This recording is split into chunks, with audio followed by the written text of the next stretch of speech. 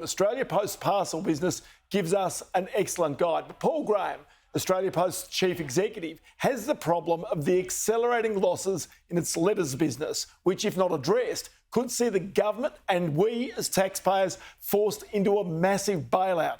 I spoke with Paul Graham late this week. Well, there's no quick fix, but there are fixes, which is good. We have a plan, and I think with the right support from the federal government, we will be able to return this business to profitability. But you're right, Ross, the letter business, $384 million loss. It is not sustainable. We will never have that business turn a profit ever again. We're seeing continued decline. To give you an important stat, since 2018, we've seen 800 million less letters in the network, but we've added 800,000 delivery points. So we're spending more to deliver less, and that, as any economist will tell you, does not make a lot of sense. But I think we have continued to talk to the government about logical reform in the price of a stamp, in the frequency of letters, and in our overall post office network. And they are listening and taking into account, obviously, the public submissions, and we're hopeful that they will come back to us with some formal degree of what they're actually committed to doing. Is this a structure at some point at which the letter delivery service has to be phased out for some Australians? I mean, you have your community service obligation right now. We understand the Post delivers, rain, hail or shine, and are right around the country. But is there just simply a tipping point at which you're going to say to some people, we're sorry, your letters are going to be kept in a post box until you can collect them because it's not affordable for us to come and deliver them to you? Look, I'm hopeful that day doesn't arrive. You know, we'll deliver the last letter that ever gets delivered in this country, and we're incredibly committed to that service and understanding, particularly to certain groups of the community, how critical that is, and particularly people in regional and rural Australia. So we're committed to it.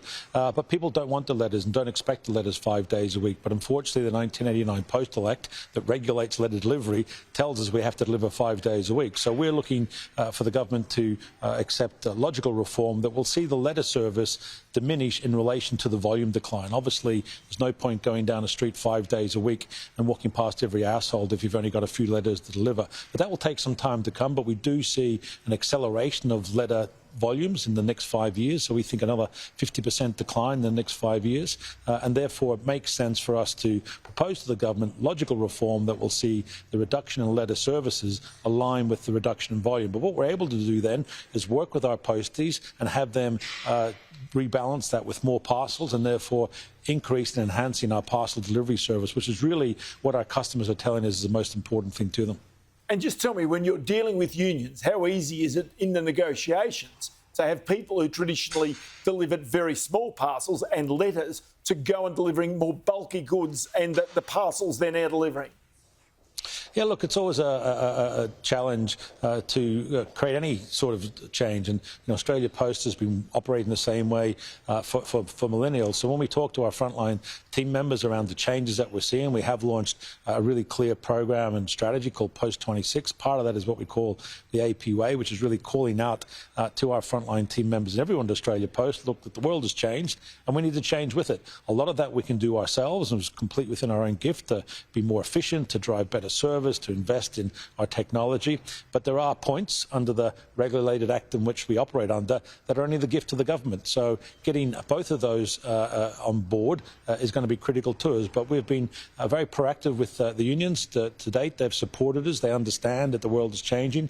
They want to contain good, well-paying jobs, as do we. And we think we'll be able to do that by continuing to focus on where our areas of growth are, which is parcels and our financial services and other services businesses, but at the same time being given the reform that we need so we're not operating with one hand tied behind our back.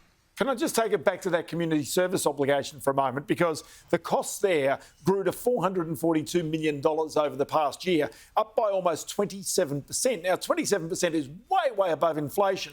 Why have you seen such an acceleration in the cost of committing to that obligation?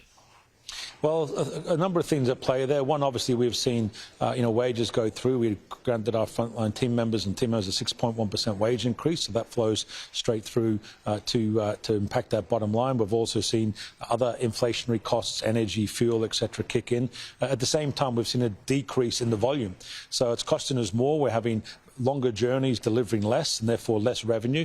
And again, if you look at that graph that shows 800 million less items of mail, but 800,000 more delivery points, significantly strong increase in cost and a significantly smaller decrease in revenue.